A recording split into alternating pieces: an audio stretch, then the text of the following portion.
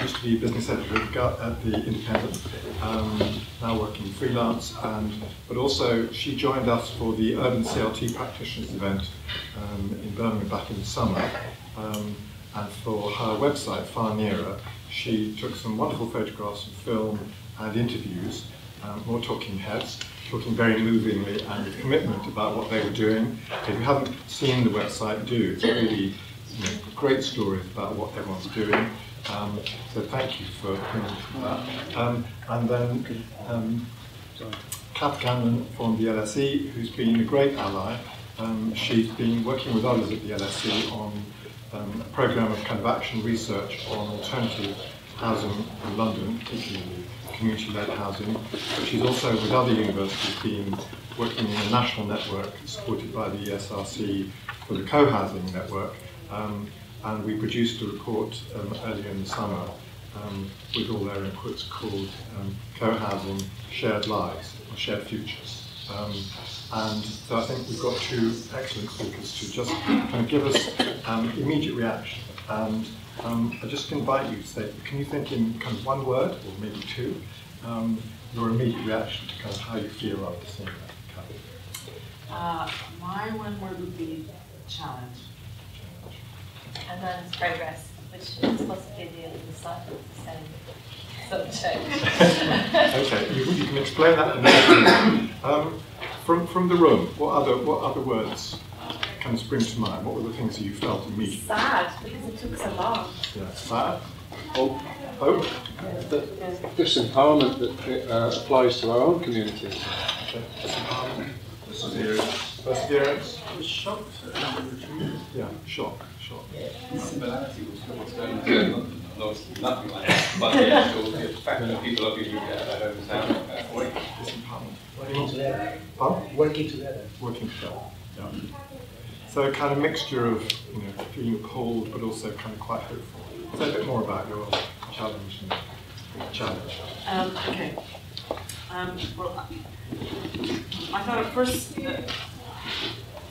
view, you could think that there was almost nothing in common between what was happening with this group of people in the 1960s and 70s in the southeastern US and what is happening in the UK now. But actually, I think we all recognize that there are a huge number of similarities. So in terms of challenges, some of the similarities I see are the challenge of holding on to a dream over time. In their case, it started in 1969 and they finally got that second plantation in 2010, so 40 years. And we all know how long this kind of thing is taking here. The challenge of collective action, don't need to say much about that one. The challenge of the crucial role of money and finance, that even in, when you're trying to take an alternative view of the land market, of the structure of property ownership, of working together, money is out there and money rules. They didn't get the loan from the federal administration, and they lost the land. So, within their own community, they had a different, possibly, idea about the role of money, but the market is still working in some way. And finally, the challenge of working within the system and at the same time changing the system so that for the next lot, the system will work better.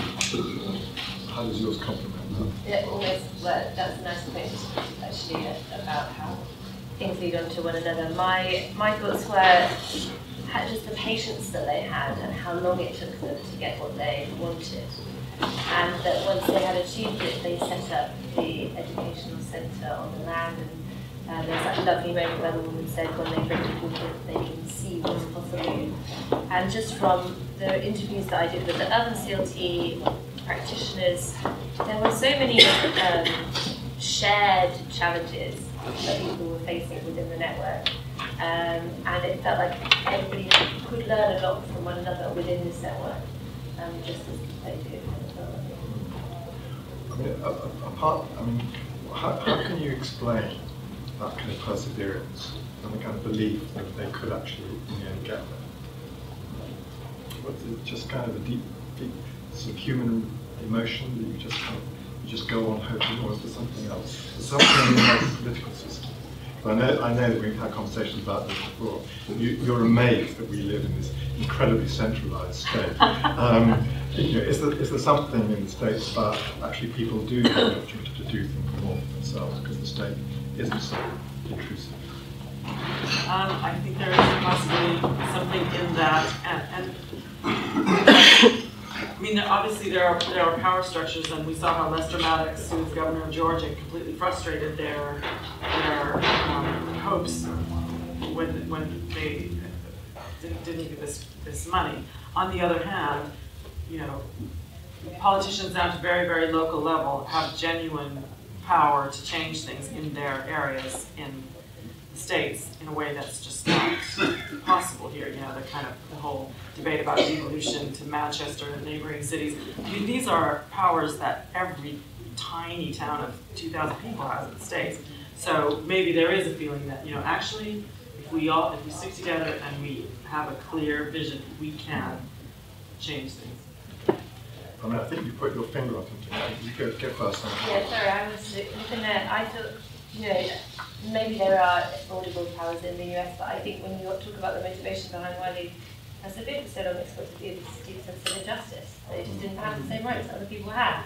And I think that that's something that there's definitely a sense of in the housing market at the moment. People don't have access. That brings us very nicely to the next question. Because in a sense, we've all heard a lot about taking back control, doing things better together. That's kind of what we're all very preoccupied with at the moment.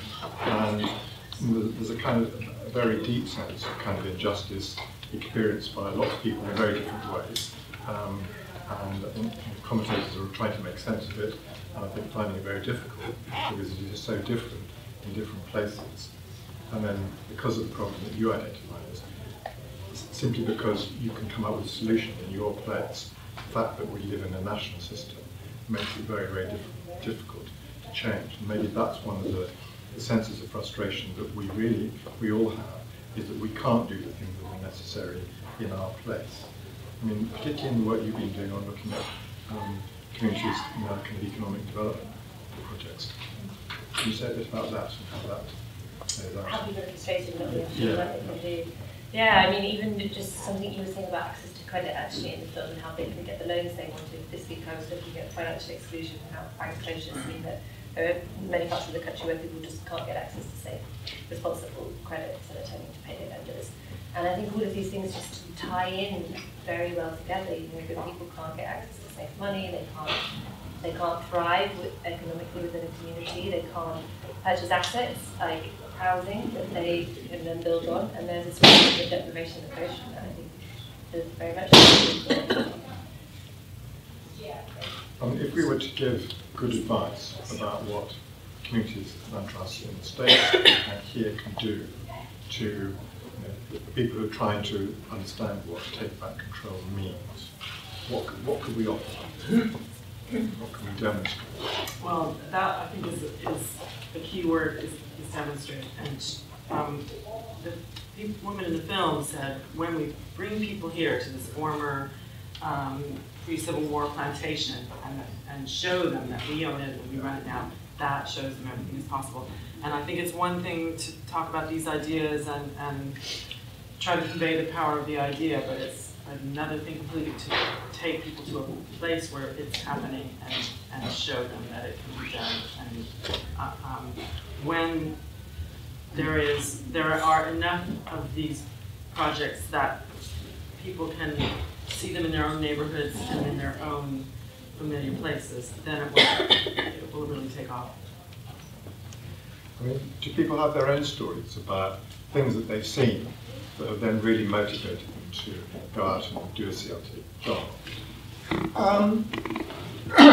The echoes with my experience in the Caribbean are extraordinary. Where ordinary people were coming together in groups, disenfranchised, and under the auspices of a local politician, and these were peasant farmers and so on, more or less disenfranchised. But when the idea that you could club together and buy land was the key to it, they all started getting interested.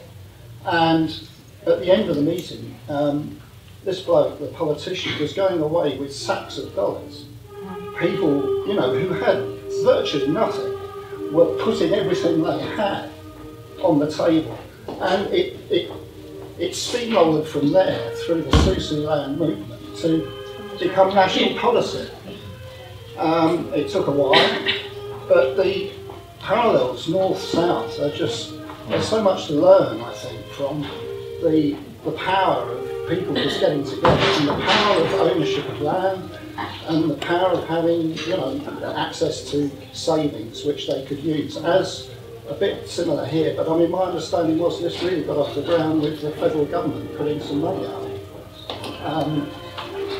We'll soldier on with the stirring music in the background. The gentleman at the back. No, sorry, I just wanted to just share an observation that was triggered by that film for me, and my thoughts about our own project down in South Brent in Devon. My thoughts about our project on my own, out of my own head, is like, if we can do this here, we can do it anywhere. And it's the inspiration that comes from that. And I think we probably felt that about all our individual projects. And any success we have will be an example which will hopefully radiate and inspire others. But what's extraordinary about that isn't just that there was, you know, they're working against the massive structure of a state and legislature or whatever, but the other layer of sheer bloody obstruction that they endured. And I think that's the pinnacle example. If you can do it there, you can do it anywhere, really. And that's why I just wanted to take that and share. Other people who are involved in kind of particularly urban projects where people are being displaced from their homes, often by the action of the local authority and a commercial developer. Jonathan, are you still here? Yeah. Well, of course, we see this in all sorts of... I mean, I wanted to mention what's going on in Scotland, because I think that is a tremendously inspirational situation up there, and where there is a huge amount of progress going on. I think one of the observations about this film, and again thinking about Scotland, is that in both cases you've got the movement from the bottom up and people being persistent and going on and on and on for a long, long time.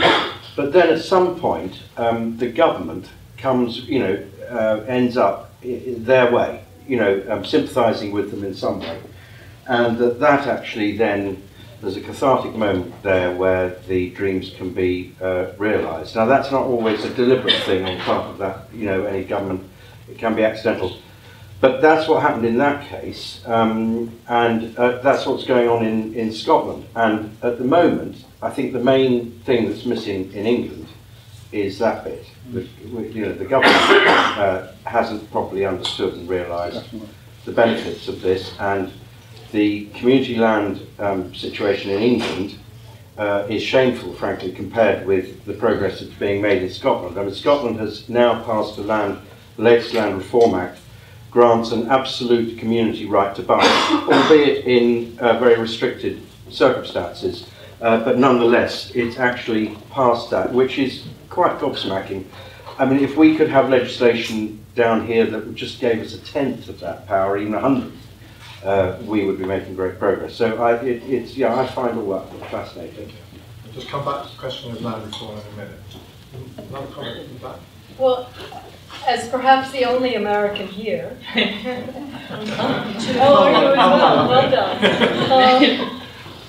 When I was still living in the States, I moved here 33 years ago, and I was part of a group that started a community center. It was a school that was being closed down, but the school board didn't want to sell the building, so my neighbor gave me an elbow, and I was shoved into the option of putting a group together. We got it going within months. It was so easy.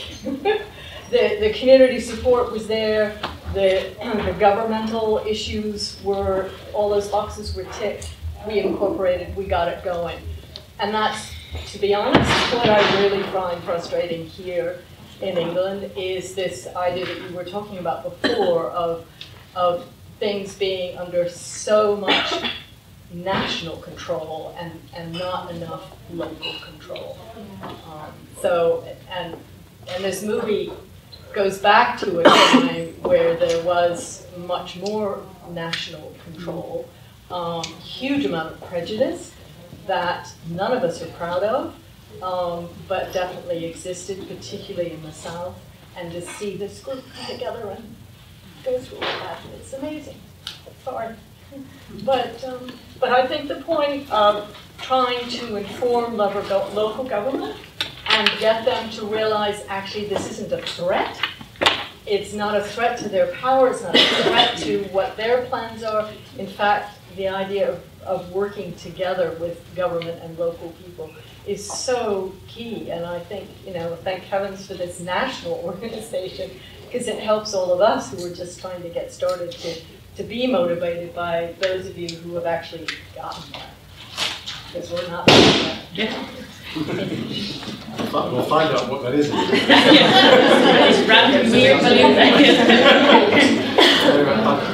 think that's kind of wonderful comment. Maybe we just kind of leave things there. I think certainly when I went to the States a couple of years ago on my church fellowship, one of the things that you could discover was the ability of the state at local level and communities to find their own particular way of kind of living together about what they were doing. Each of them, whether they were politically aligned or not, they understood they were necessary to each other because they could each do something on their own, but together they could do much more than they could ever do on their own. And I think that's a really difficult message to get across. I think in this country, if you think devolution is always seen as giving away power rather than growing power, and I think that's a really difficult message because we don't have much experience on it. This country is so small compared with the States, and I think this is the problem. We haven't got the space that they've got over there to do something like that. And I think that we're up against a different set of problems in a way. We've got all the time in the world. No excuse. Anyway, I just wanted just very quickly around the room, if I identify one kind of phrase that kind of stuck in people's mind, they know that everything is possible. Yeah. Were there any other kind of phrase that jumped out of you that you remember now, that you felt really that that's it? Yeah. Take a long view. Take a long view. Yeah. Mind is power. Mind is power. Yeah. Okay. I got this one was the chance to plan a life. And what brilliant ideas. But, okay, one more. Power comes from the land, absolute power comes from God. Okay. Well, I just got something to echo that. Some of you may know John Davis, who's the kind of the guru in the States of the CLT movement. If you've never met him, if you can imagine either Dumbledore or Gandalf, he's kind of, and actually there's now a John Davis Prize, and the winner of it actually receives a wizard. But he in an article he wrote recently, he's saying here, as the sweet old lady recently confided to one of my colleagues when talking about her own CLT, which is promoting both urban agriculture and affordable housing on common ground, she said, "What we're really about is land reform, dear, but we hide behind the tomatoes." CLTs may occasionally hide behind the tomatoes, but what they are really about is replanting the contested ground at the intersection of property, power, and place. It's a kind of great phrase. And this is from the end of my report. And I couldn't resist one quote from the UK. Some of you may know Eleanor Lee up at Granby 4 Streets in Liverpool, who've done some amazing things. That's the Turner Prize. And when I was up there a couple of years ago, she kind of, we had a long afternoon, and she said, "Why is it that everything that we have to do to make CLT work feels like defying gravity?" But she said it with such a merry twinkle in her eye, you think, actually, you're really enjoying it. Okay, enjoy the party.